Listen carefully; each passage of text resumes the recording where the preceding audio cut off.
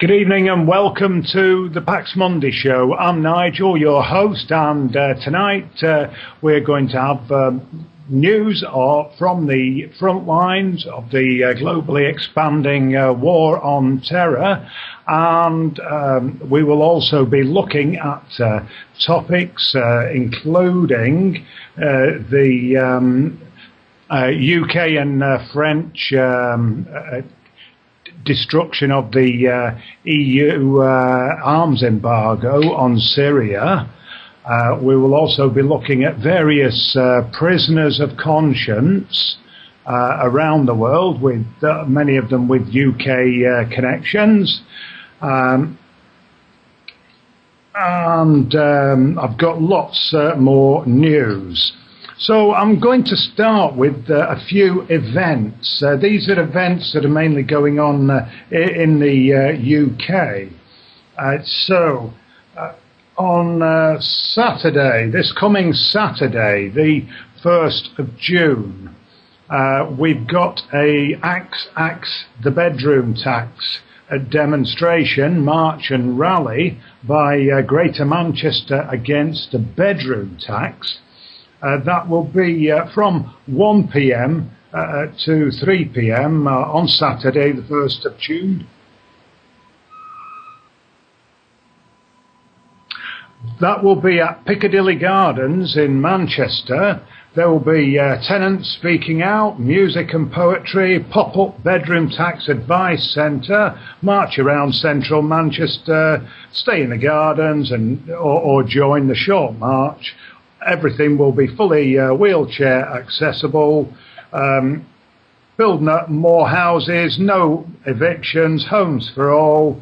If you want more information, go to www.nobedroomtax.co.uk or www.facebook.com/mbtgm. and email info@nobedroomtax.co.uk.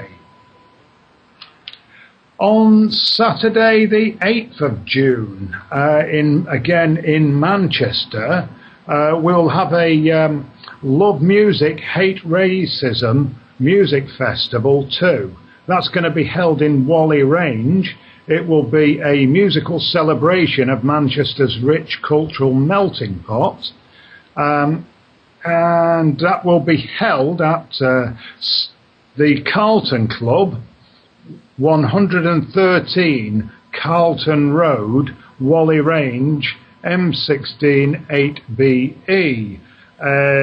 It will be featuring the Blue sound system and guests.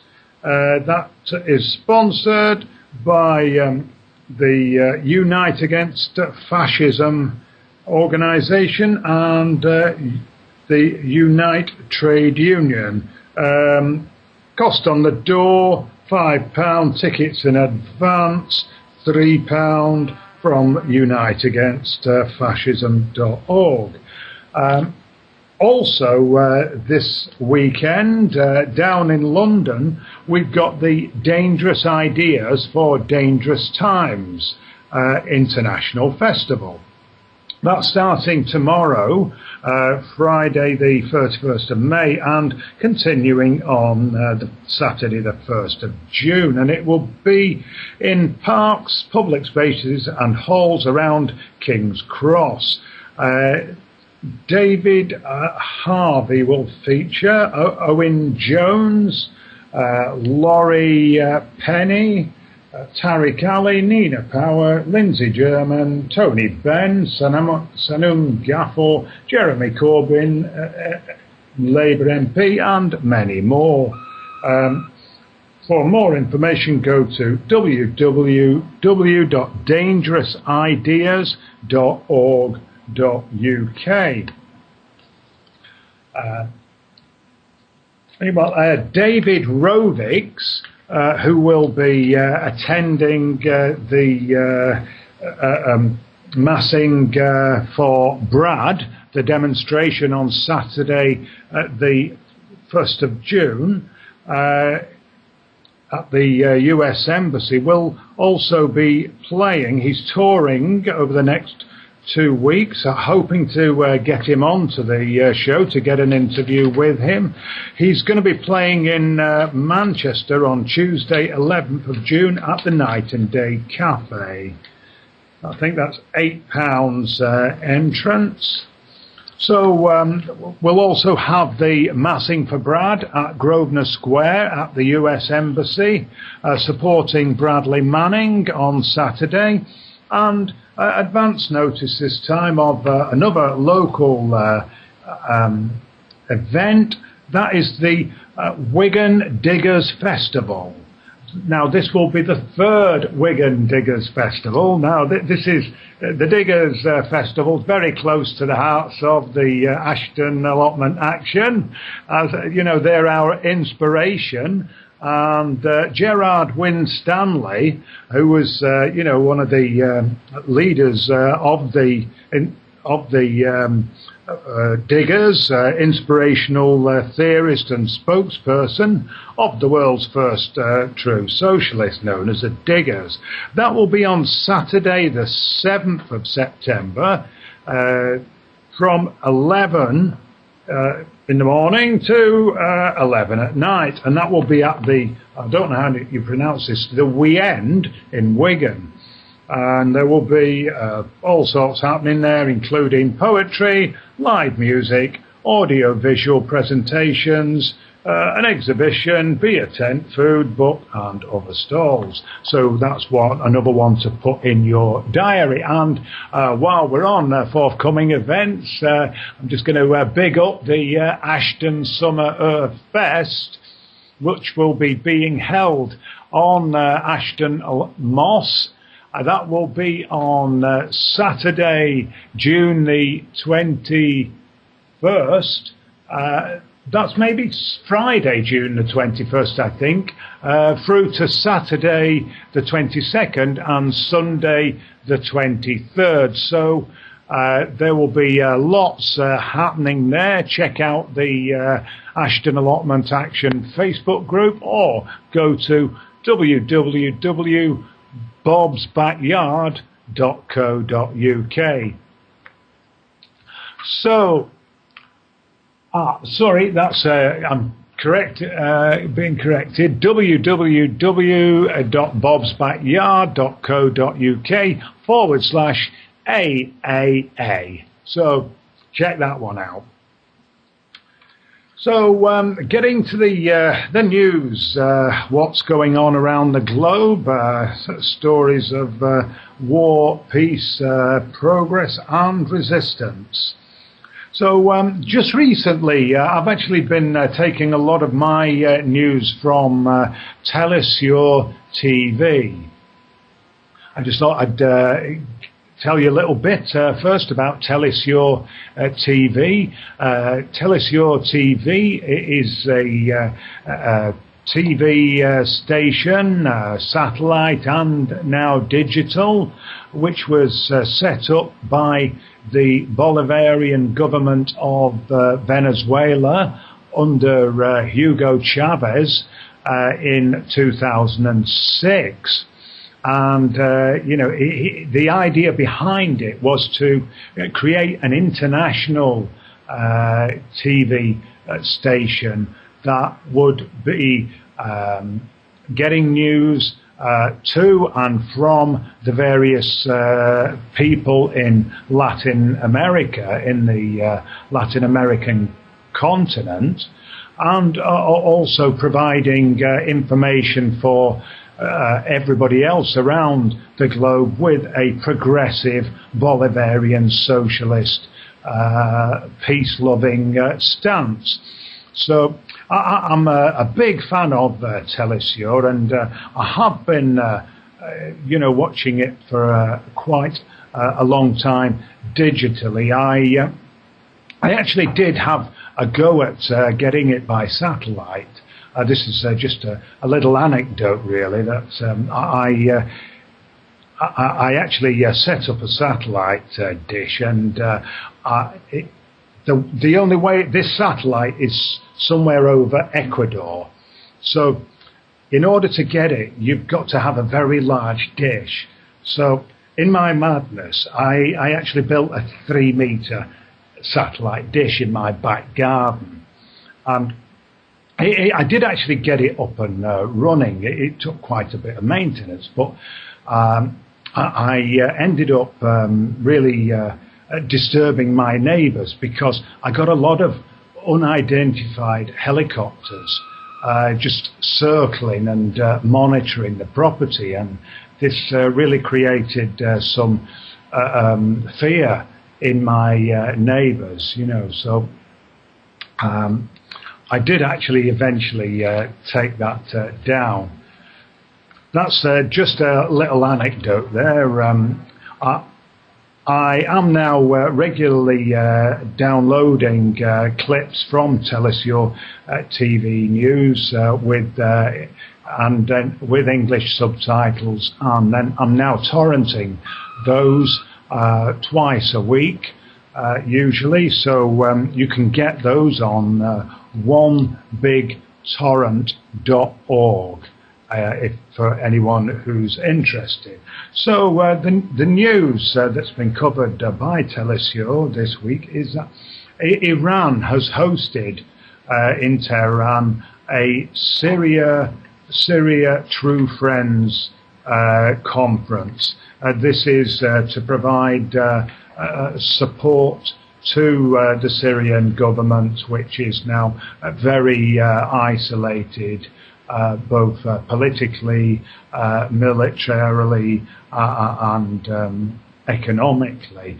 They have been under an economic embargo for the last year and a half. Syria has just been given what is actually a $50 million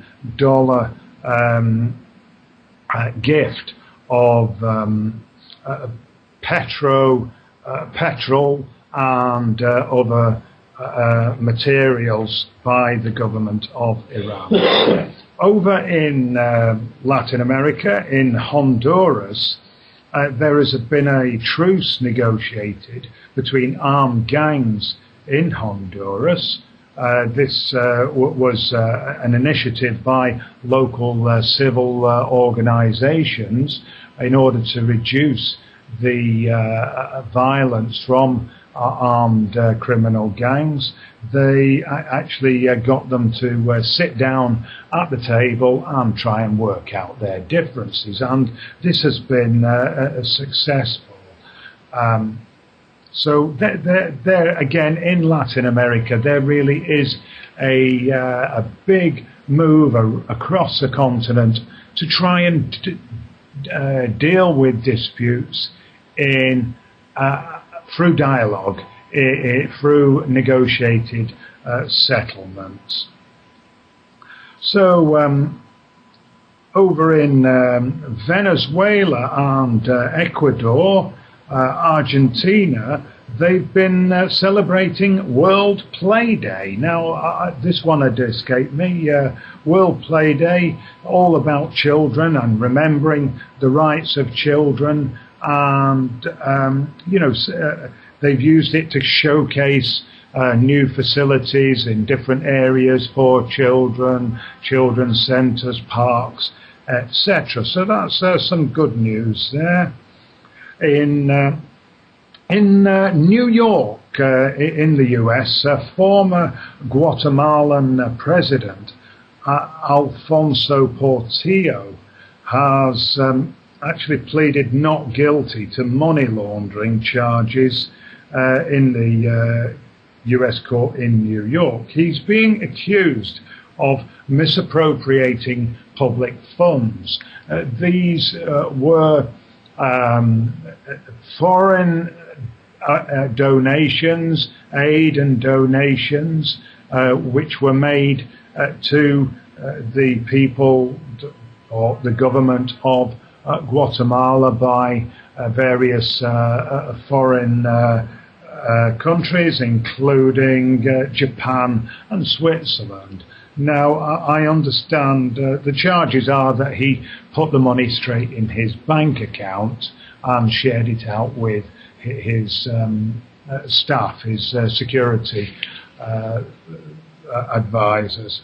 So that is ongoing.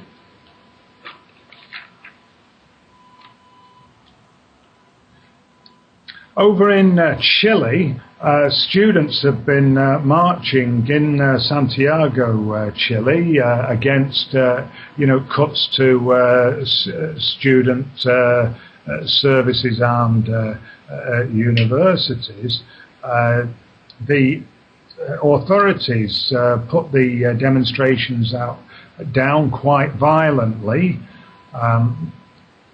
and clearly, that is something that needs to be condemned there, and is rightly being condemned by Telesur. In Salvador, in El Salvador, there has been a negotiated surrender by armed gang members of their weapons in response to an amnesty, again negotiated by civil organisations. So more positive news there of dialogue and peace agreements. Bolivia has been, for the last several years, certainly under President Evo Morales, taking up their claim to the right to access to the seaboard, the right to access to a port on the Pacific coast from Chile. Now, the background to this is that towards the end of the 19th century, there were a series of what were called the Chaco Wars. These were involving Bolivia, Argentina, Chile, and there were, I think, 3 Chaco Wars in total. In the final settlement of the that war, the Bolivian government was forced to cede territory to Chile, and that territory was its access to the Pacific Ocean and its ports. So there have been ongoing negotiations. These have failed to reach an agreement with the Chilean government, and therefore the Bolivian government has now announced that they're going to take this case to the International Court in The Hague.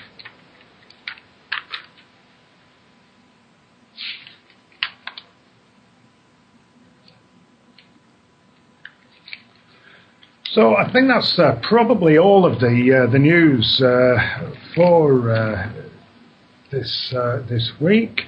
What I'm going to talk about firstly is about the decision by the EU to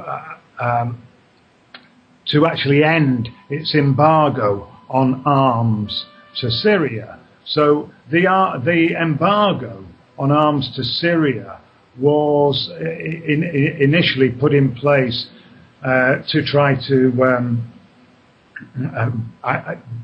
reduce the conflict. It was covering both parties, covering the Syrian government and the armed opposition, the rebels or dissidents, Syrian Free Army, Syrian National Council, whatever they're called. Now, the UK government, the Conservative government, through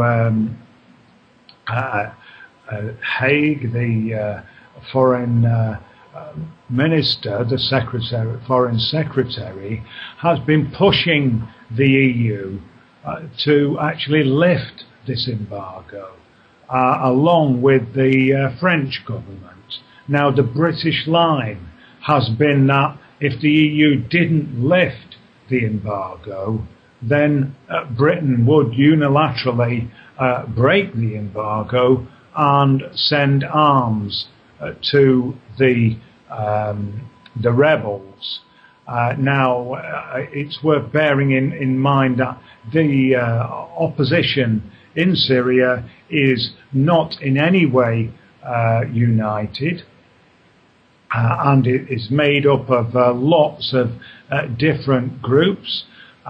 Most of them are composed of foreign volunteers, call them maybe foreign fighters, from all over the world. They are mainly Sunni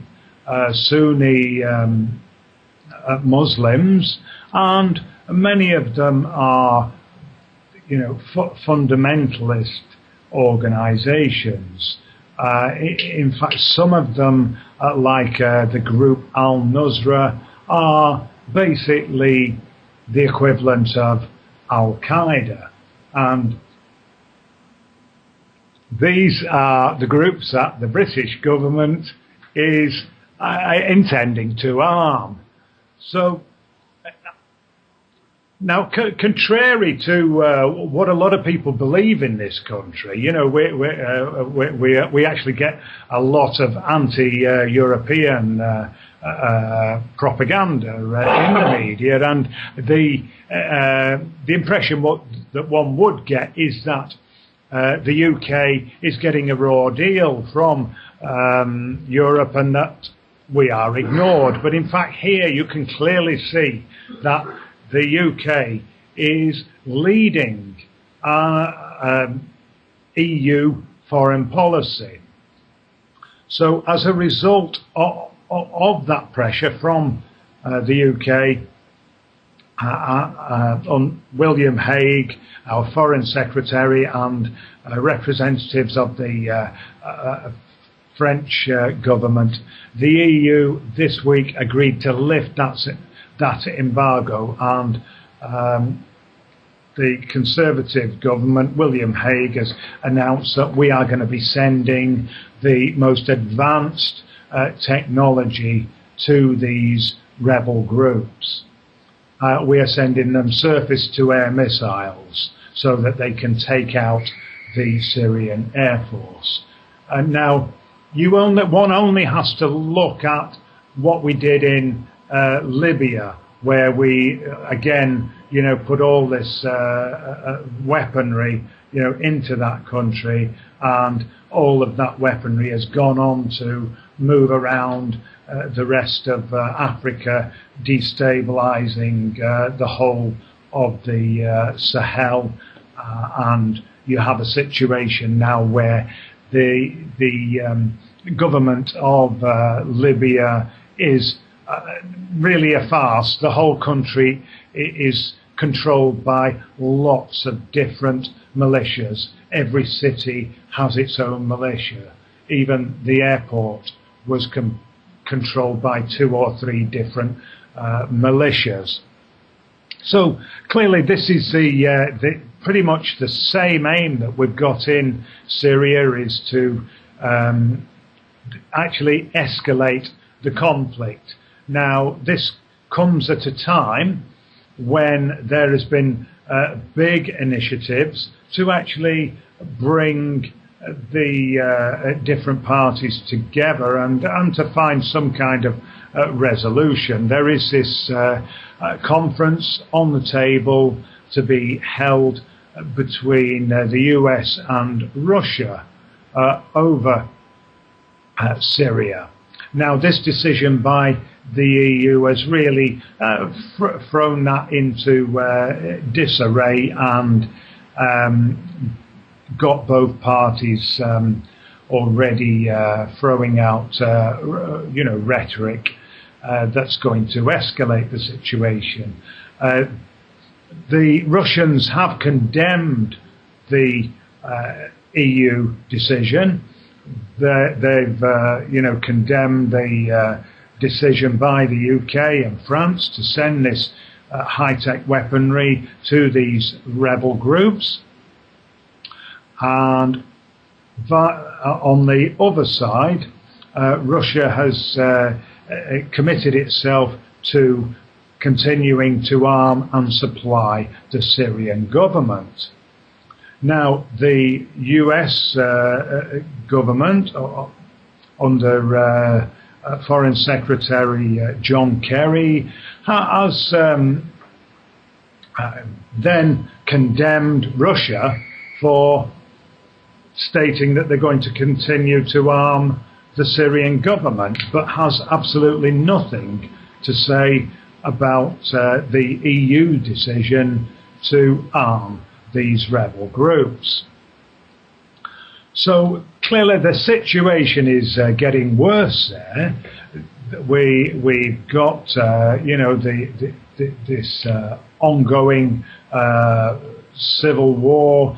Hundreds, I believe it's something like 5 million refugees around the various countries surrounding Syria, and the opposition, which we are supporting, the Syrian National Council, have this week been having a meeting to try and reorganize themselves to show that they are actually a unified body, following the resignation of their leader, Mosem Khatib. They've been having conference meetings in Doha and meetings in London, where a lot of the Syrian opposition are based and organised from, and unfortunately they've actually been able to come to no agreement. So you can see that this is the organisation that's been recognised as the de facto government of Syria by the Arab League, for example, and is being supported by the UK, French and US governments as, a legitimate de facto government, because they control some of the Syrian territory. When clearly there is never going to be, some kind of orderly transition to power, and one can speculate that if the Syrian opposition is ultimately victorious, if they do actually manage to gain control, to overthrow the Syrian government, the Assad regime, that there will be no overall control, and that we will see a similar situation to the situation in Libya, where we've got lots of different disparate and often warring militias and warlords fighting each other for overall control, and no government as we know it that can actually provide any kind of working economy or services.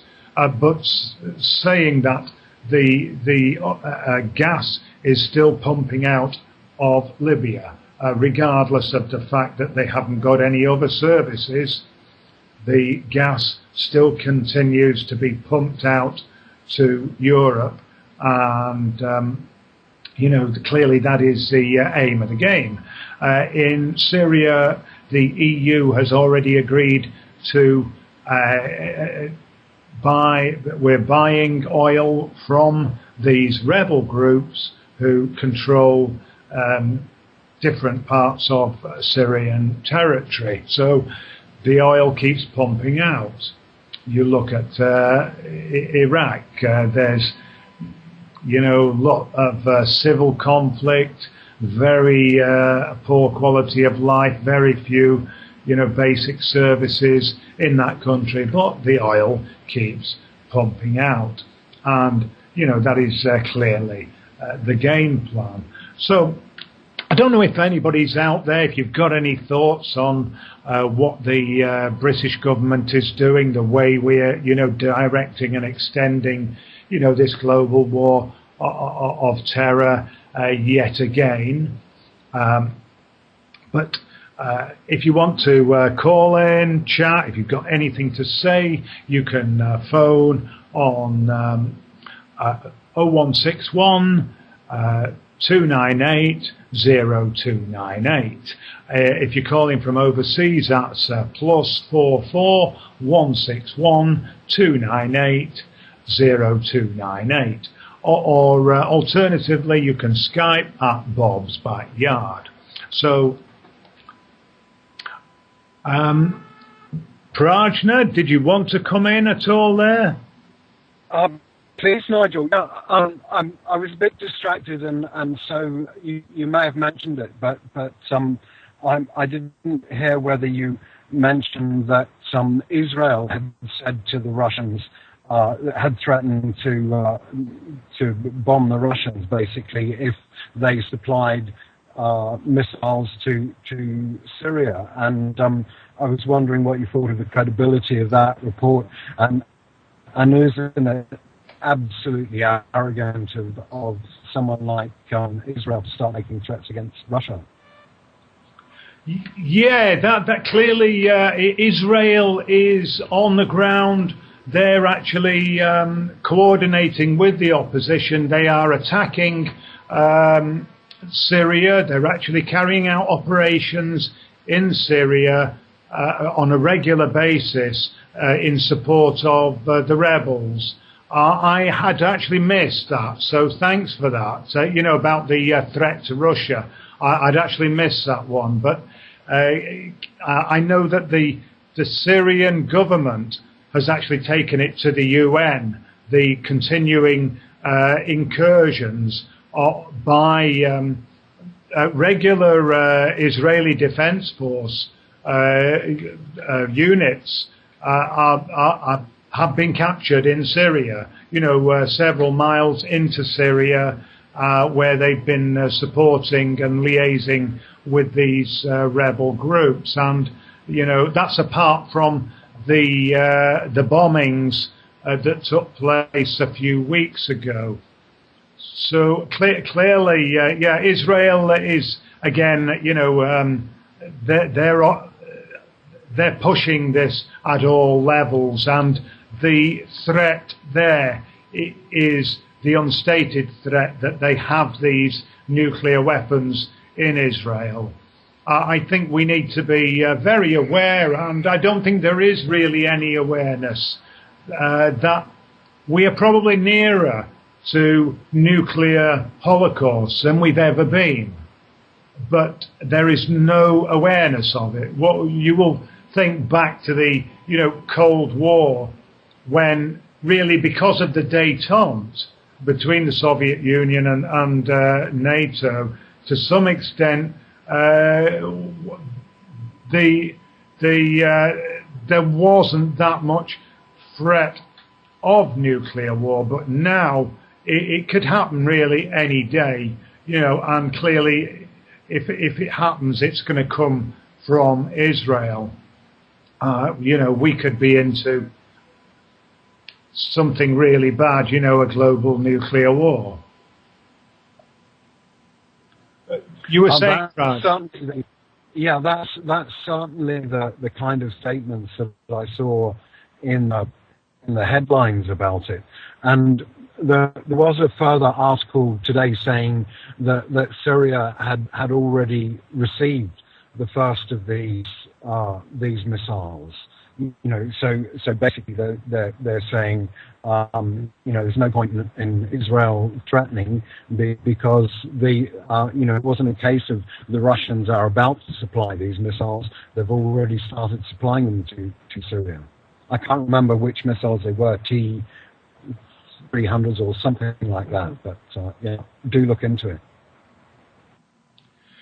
Yes, it is worrying. The whole thing is worrying, and it really is difficult to see, any prospects of some kind of negotiated settlement to this proxy war. And this is really what it is. It is a proxy war. It's this opposition. They are proxies for Israel, for the UK, France, and the Gulf states, and Saudi Arabia. It's really very worrying. Don't know what else to say, really. I think there's, I'd say, very little awareness of what our government is doing, and very little discussion, no opposition in Parliament to what's going on. The Labour opposition have nothing to say about this. It's very difficult to, have a rational discussion on this. I think the whole issue of human rights abuses and the misinformation that is continuously ongoing about Syria using chemical weapons, and again the allegations.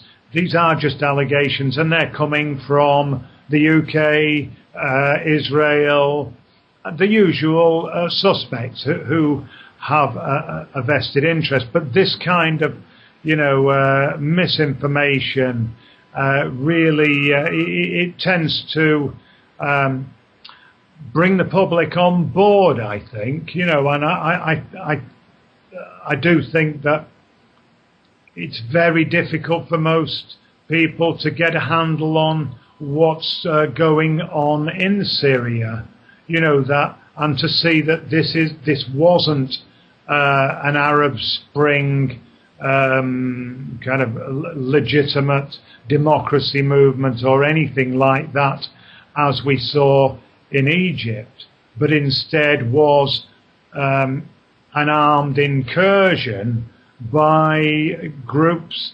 armed groups that had been armed and trained by foreign states and sent into the country to destabilize and eventually overthrow the regime. Very, very worrying, and particularly in the light of the threats that you, Prajna, was stating about Israel threatening Russia.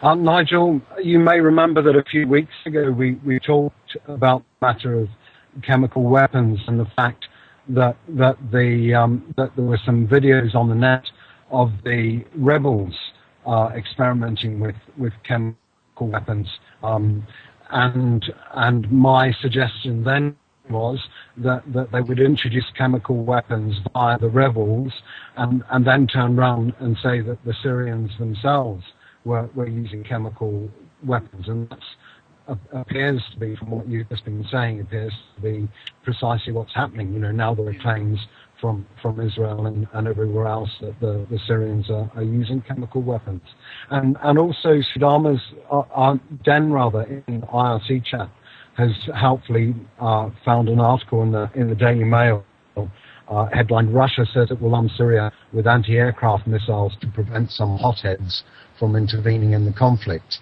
And these are the S-300 missile systems. And that's what I was just talking about. And apparently yes. The Israelis replied to that by saying, well, they would attack Russia if they took part in this. Yeah. Thanks for that. I've actually just read that online. I'd actually missed any news today, Prajna, because I've been babysitting for a young child. So interesting there. It's very frightening, and it's something we'll be reporting on the Syrian conflict, I'm sure, in weeks to come. What I'm going to move on to is prisoners of conscience. Prison voices about these prisoners who are being held mainly in the US, where these people are being held as a part of the clampdown on justice, on whistleblowing, or basically on any kind of transfer of information or open discussion about what is going on as a part of the global war on terror and the injustices that are taking place. So I'd like to talk about prisoners of conscience, particularly. This weekend there's actually going to be a free event to talk about prisoners of conscience in the US who have a connection with Britain. And now this is going to be on Friday, tomorrow, at the Lumen URC Church, Tavistock Place. That's from 4:15 to 5:30.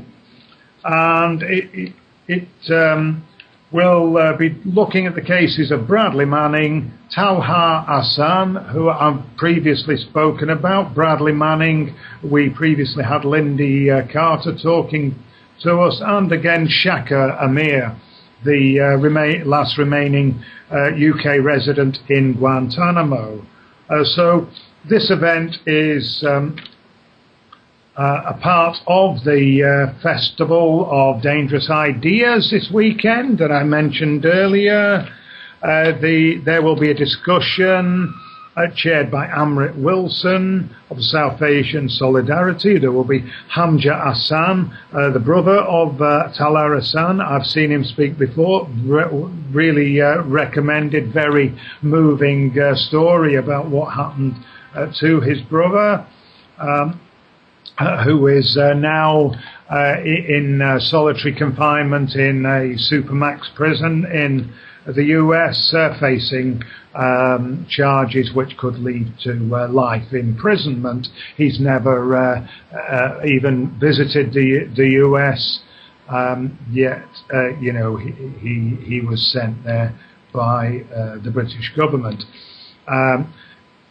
Indrani Balaratnam from Cage Prisoners will be talking about Shaka Amir, and Lindy Carter, our previous guest from Wise Up Action, will be talking about Bradley Manning. Also, interestingly, there will be a very interesting speaker, Ben Griffin, who is an ex-SAS officer who's now with Veterans for Peace UK, and he's going to be talking about the view of the war on terror from the point of view of our military, from the point of view of the grounds on the feet, the squaddies. So that is clearly going to be a very interesting event.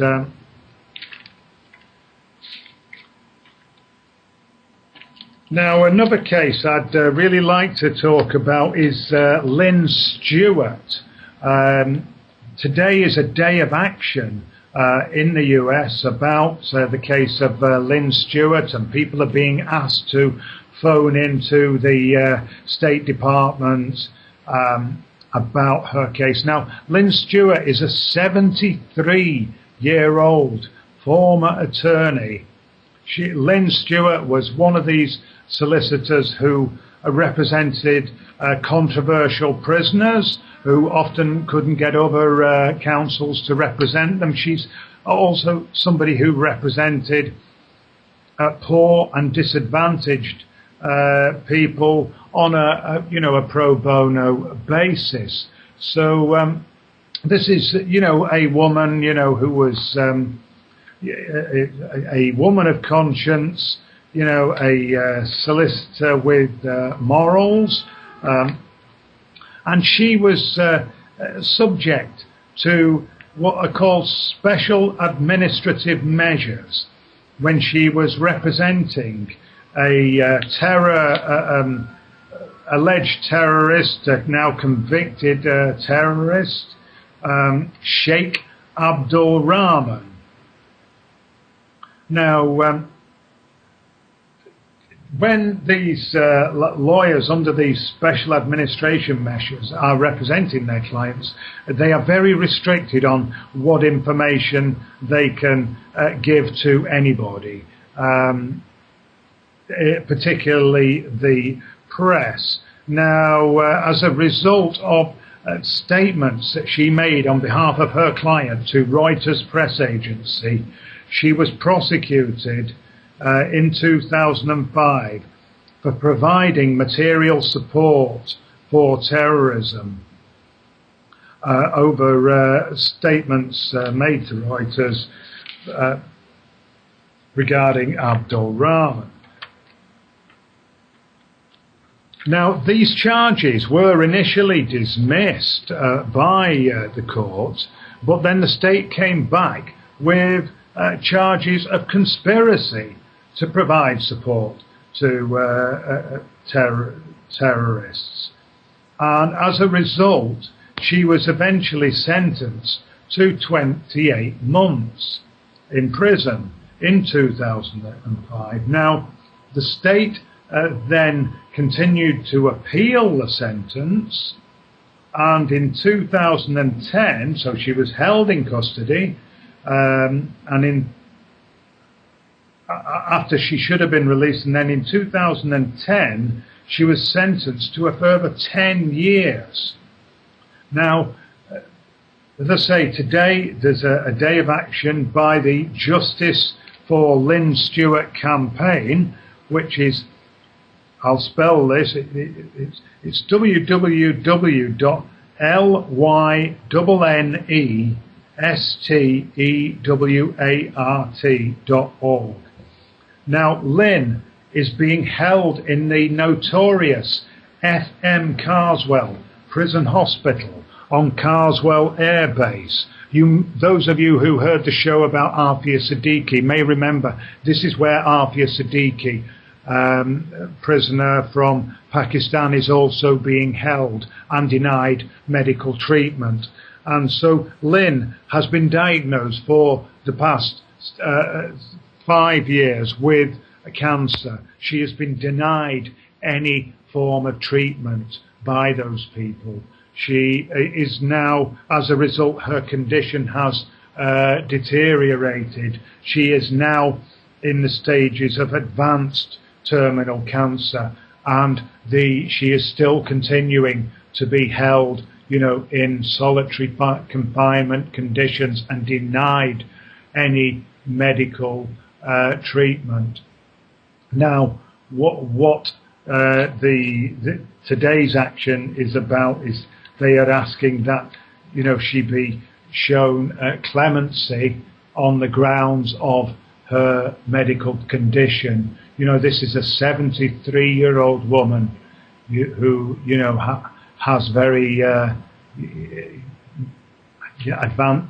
advanced cancer due to the denial of medical treatment. She doesn't have long to live, and they continue to hold her in terrible conditions and to deny her medical treatment. So if you've got the time, do check out that reference that I gave you for the Justice for Lynn Stewart campaign. That's www.lynnestewart.org. Okay, so those are some of the prisoners' conscience that I wanted to talk about. Now, I'm just going to say a bit more about the festival this week, the Festival of Dangerous Ideas this weekend. Now, it's an international festival that's going to be held in the area around King's Cross in London. And events will include, I'm just giving you some tasters, the bloody history of the British Empire, a talk by Richard Gott and Paul Gilroy. That sounds very interesting. It's certainly something we as Brits need to know a lot more about. Now, another one, we will have How to Tackle Scroungers by Owen Jones. I think that is to be taken tongue-in-cheek. I did actually hear Owen Jones speak at the People's Assembly meeting last week, and certainly he's a very lively and quite inspiring speaker.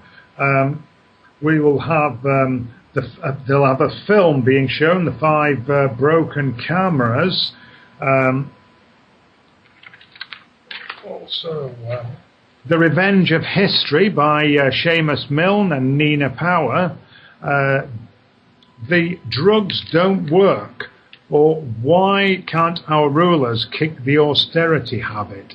Now, this is actually by a guy called David Graeber. David is an anarchist. He's been involved in the Occupy movement in New York. He was involved in the organisation of that, though he is actually British, I believe, or he's certainly been attached to one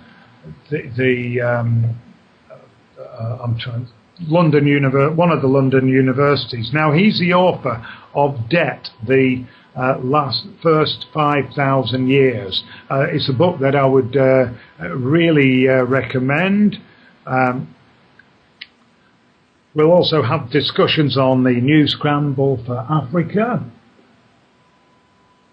That's by Mai El Haq and Daniel Abono. And there will be talks about corporate irresponsibility, sweatshops, and workers' rights. That will be organised by War on Want and Drop the Debt campaign. Now, if you want more information about the Festival of Dangerous Ideas, which is being held this weekend, go to www.dangerousideas.org.uk.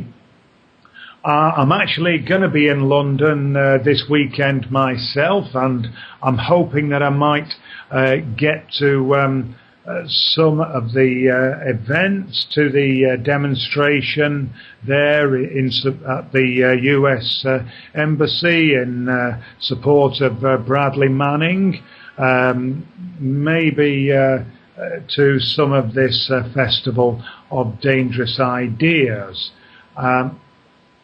Certainly that is what we need. We need to be talking about what is going on and having a different dialogue. So I'm coming now to the end of the show. Thanks to everybody for tuning in, and please, tune in again. Next week, I'm hoping we might have a guest speaker. As I was saying, I'm trying to actually get hold of David Rovics, and also hopefully I might make a few contacts down in London this weekend at the Festival of Dangerous Ideas. So tune in next week, and have a good evening. Bye. Absolutely. Yeah. Absolutely. Say it again, y'all.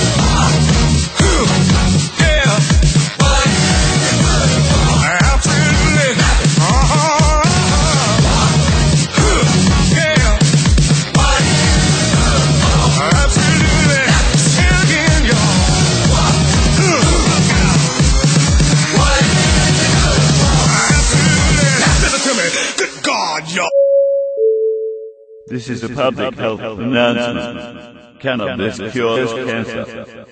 Hello, my name's